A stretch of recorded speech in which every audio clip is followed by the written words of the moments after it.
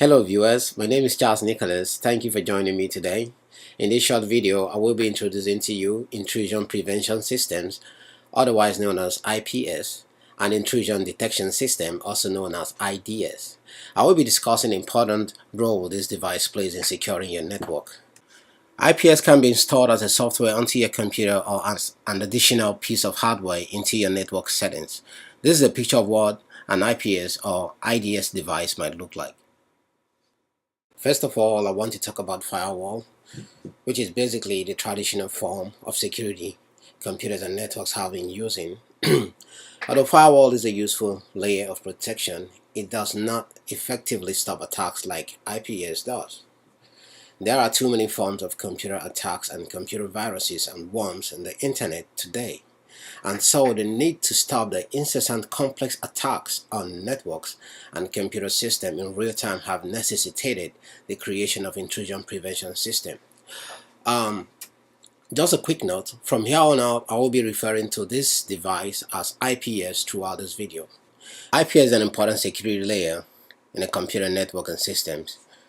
It acts like a firewall, but basically does more than the firewall by thoroughly inspecting this packet and the contents of the packet to make sure it doesn't contain any malicious payload. It does that to prevent those payload from compromising the network or the computer systems. To simplify what a firewall does and what an IPS does, here is a visual to help you more easily understand the basic concept of this technology.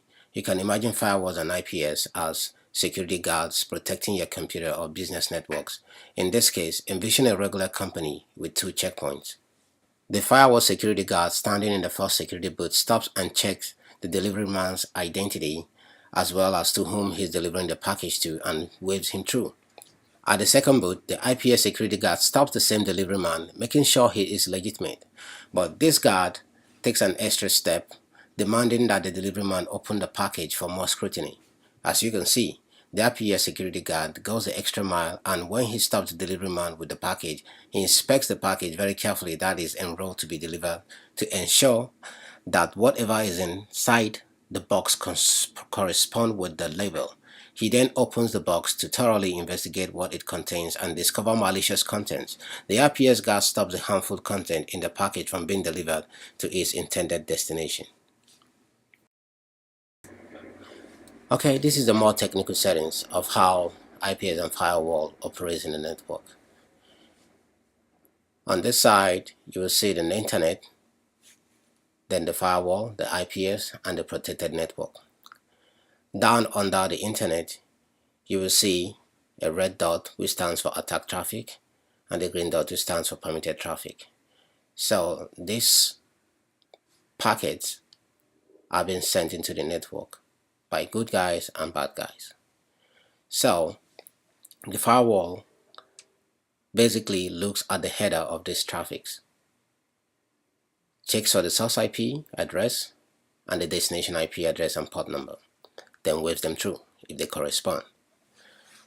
So on reaching to the IPS, as you can see, both files are finding its way into the network. So reaching to the IPS also did the same thing that the firewall does, but take an extra step of opening these packets and seeing what it has in them. So as you can see, the red dot that stands for attack traffic could not make itself to the protected network, but the green one does. So this is how IPS is being operating on the network. So viewers, this is the basic operation and functions of IPS devices.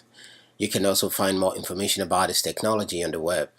I hope this video helped shed a little more light into this technology and how it's being effectively used to mitigate attacks on computer systems and networks. Thanks for joining me.